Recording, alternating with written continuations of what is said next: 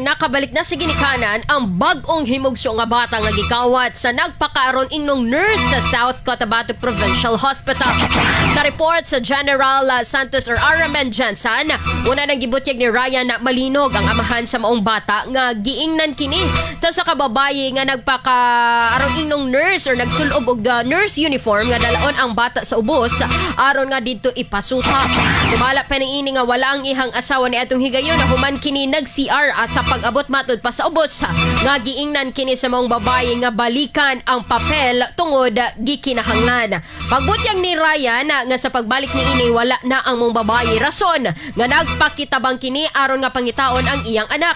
Gibutyag ni ini nga gipangutana niya ang mga guard apan wala matud pa nila na bantayan nga migawas ang maong suspect. Sa kasamtangan nakakustudya na ang maong suspect nga wala una gipanganlan sa mga otoridad tungod na kasinati matud pa og postpartum depression.